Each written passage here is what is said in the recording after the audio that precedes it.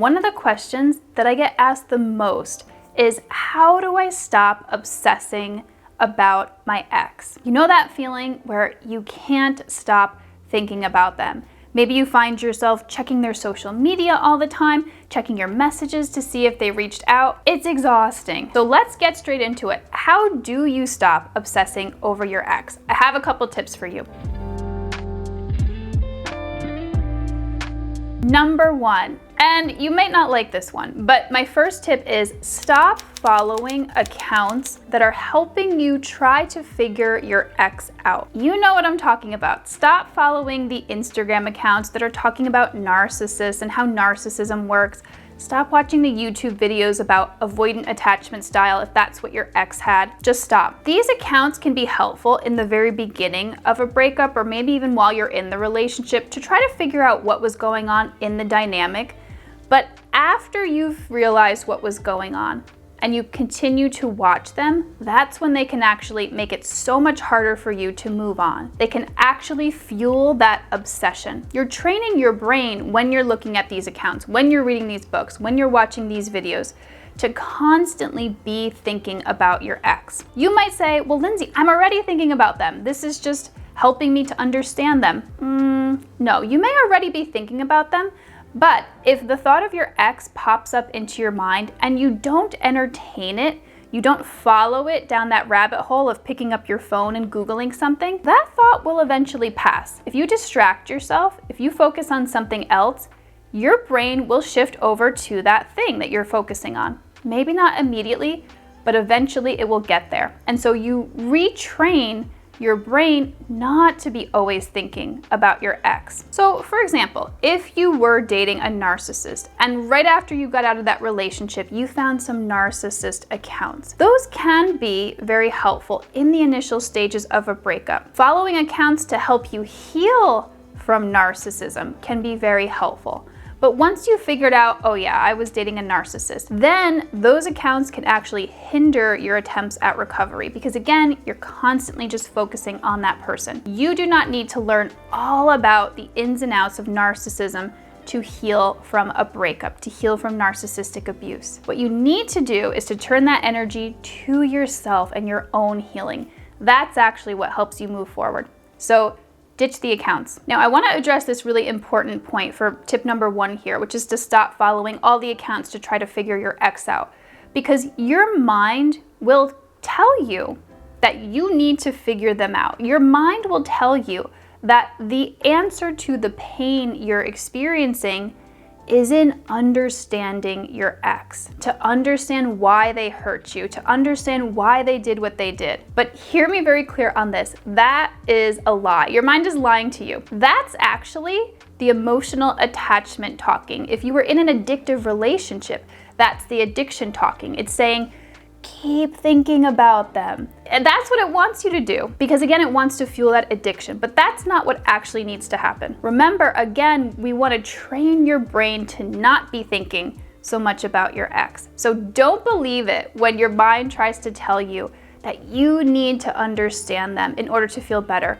You don't. Trying to understand and figure out your ex fuels the obsession. There's a reason why on this channel, I don't dissect things like narcissism. I don't talk about why an unavailable partner treats you the way that they do, because it doesn't actually help you to heal. Again, it drives the obsession and it makes it harder to heal. So I don't talk about that here. There's plenty of other channels that do that.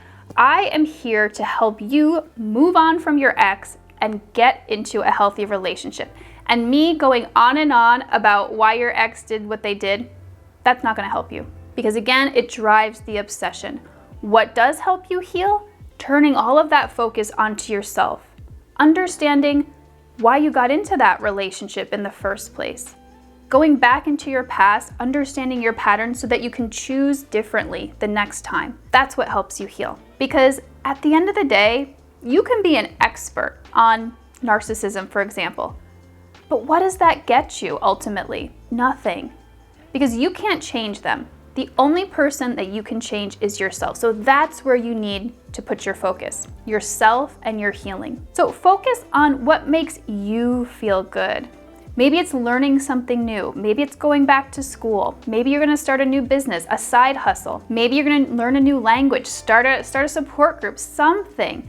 Whatever you're doing that takes your mind off of your ex is, again, retraining your mind that the focus is no longer on this person. I'm moving on and I'm thinking about other things and I'm getting on with my life. All right, tip number 2, how to stop obsessing over your ex. You go no contact. Because if you're here watching this video, I am assuming that your relationship was not so good.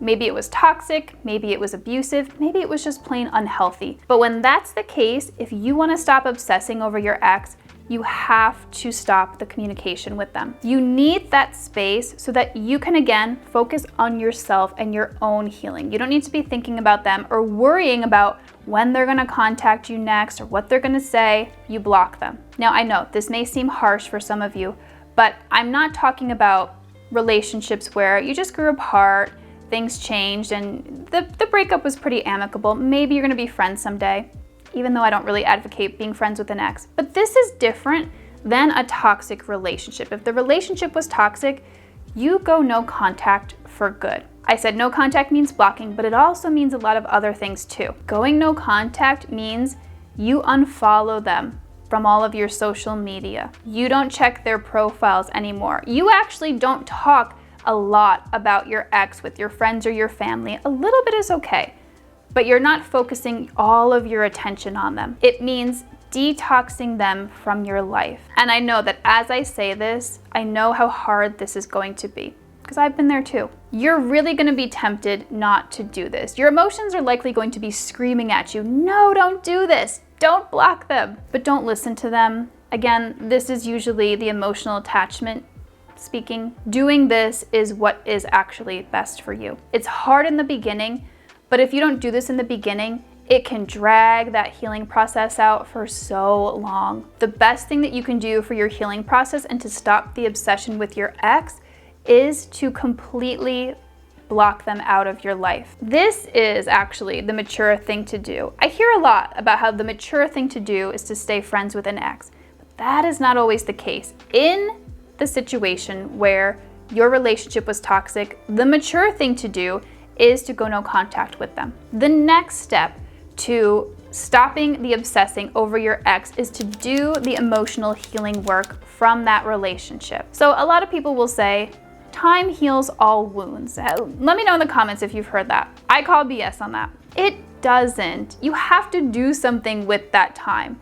And I know this because I talk to people who have been in really bad relationships and time has passed, they haven't done anything, maybe 10 years has gone by, 20 years have gone by, and they still feel like that breakup was yesterday.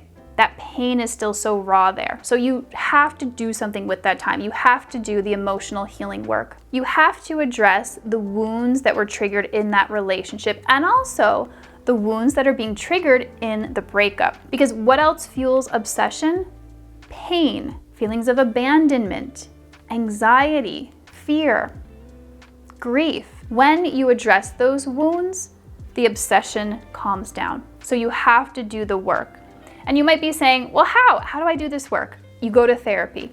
You work with a coach. You work with a mentor. If you want to work with me, I focus on releasing the subconscious energies that are fueling that obsession, like abandonment, like anxiety, like grief. My message here is find a good mentor. A mentor will help you with the how as far as healing goes. So my last tip here is to stop focusing on your ex and focus on your own life. So again, you don't need to figure your ex out, but what you do need to do is figure your own life out. What are your goals now that this relationship has ended? What do you want to create next? Set some goals for yourself and start taking steps to achieve them. Baby steps here. This was one of the things that got me out of the obsession with my ex when I got divorced.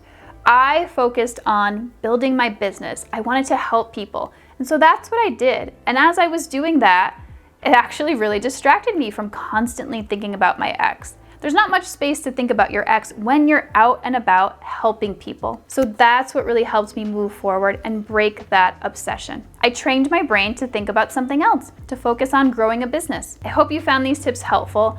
And if you're interested in understanding why it's so hard to let go of your ex after a breakup? Check out this video here.